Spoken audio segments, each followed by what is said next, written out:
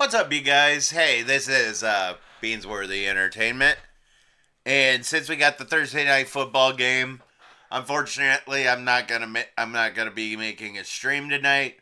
I've got other things to do, and it just today got busy. But what I am gonna do is uh, still gonna go through the game with you. We got the Bears going to the Washington Commanders tonight. We got the Bears that are last in the NFC North. They're ranked 32 on the power rankings. They are dead last. They are in the Caleb Williams sweepstakes. So more power to them. But Commanders, they're third in the NFC East. And like I said, this is a Thursday night football game. So far, the Bears have played the Packers, Bucks, Chiefs, and Broncos. Got beaten all of them, but the Broncos, it actually looked promising last week until the fourth quarter comeback where the Bears just completely fell apart. That was unfortunate. Um, Bears are ranked, they're ranked low on offense and everything, but at least their offense, or at least their rushing yards, they got 476 rushing yards, which makes them number 13 in the league for um shoot. Makes them number 13 in the league ranked for rushing. So, for being an absolutely dog water team, at least that's something that Bears fans can look at and actually appreciate. But, uh, there's just.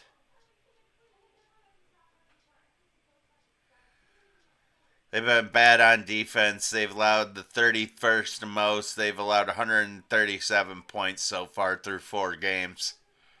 On the other side, Washington has given up 120.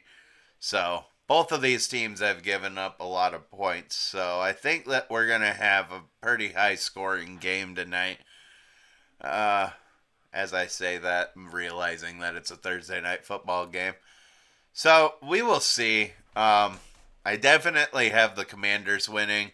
The Commanders' previous games, Cardinals, Broncos, that were wins at the beginning of the season, and then their last 2 games, Bills, Eagles, they lost. Bills was pretty hard to watch. Eagles, they actually stayed in it.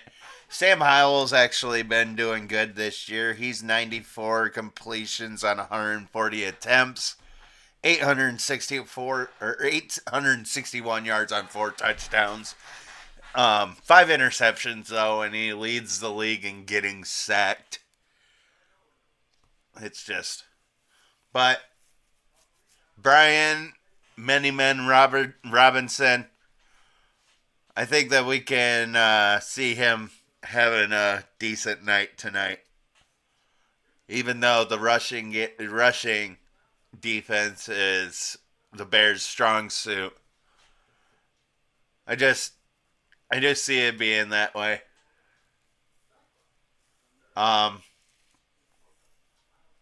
their turnover differentials are both in the negative. Bears have -6.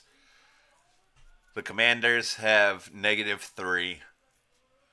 And ESPN Analytics have the Washington, I almost said Redskins.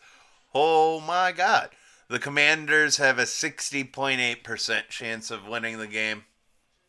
Uh, Pretty significant injuries over there on the Bears side. Tevin Jenkins, Jaquan Brisker, Jalen Johnson, Chase Claypool is also away from the team.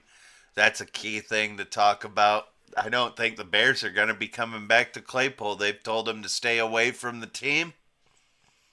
And I think that's how it's going to be. Either he's going to get cut or traded. I would hope the Bears at least try and get some value out of him because there's a lot of teams out there that I feel. I know that Claypool isn't the best receiver, but pair him up with a good quarterback and a good coach. I feel like there might be a little bit of a turnaround for him, but also that might be me just being hopeful that he actually turns things around. So on my fantasy football teams, he actually starts doing something. And I'm talking about my dynasties. I did not invest in. I invested in Khalil Herbert in one league.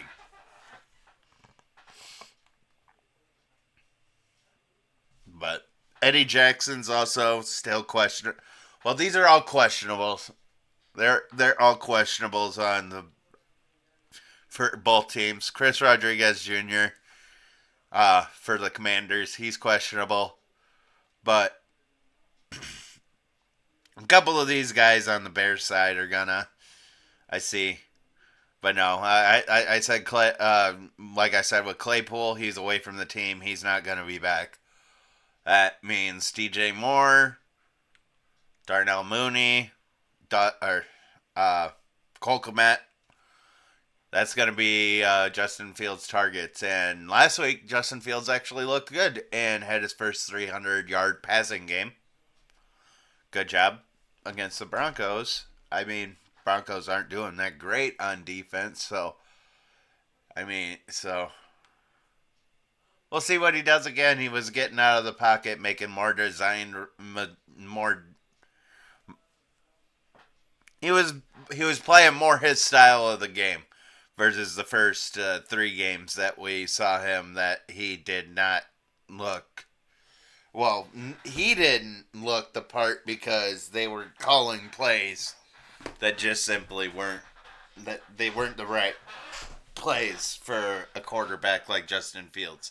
They were giving him pocket plays, and that's just unfortunately they drafted him to be a mobile quarterback. So if they want to find someone that's in the pocket, they might as well get rid of Justin Fields for someone that's actually going to be a pocket passer.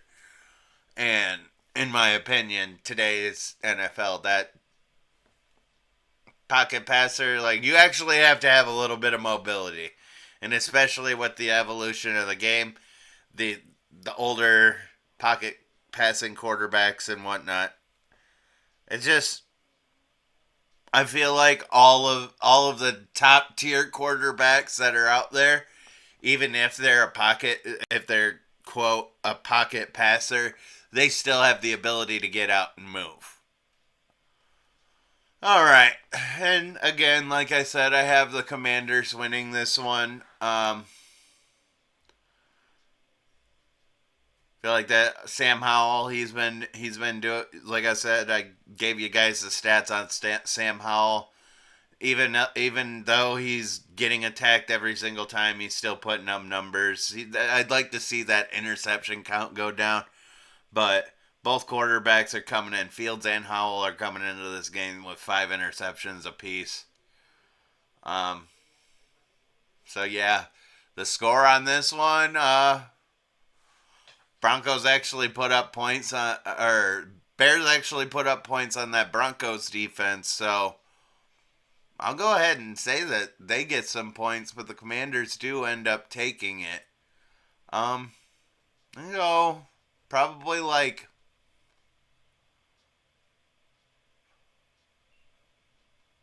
34-21.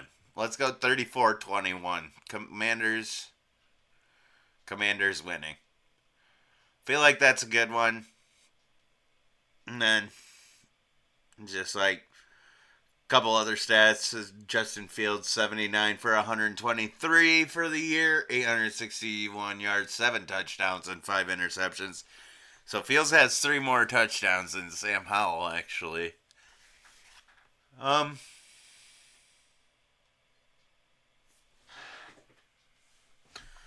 or was that? Sam Howell's got 961 and Justin's got 861. My bad. Got to stand corrected. Had to zoom in a little bit on that. But yeah, Sam Howell's got 100 more yards, 3 less touchdowns. Um, Higher completion rating.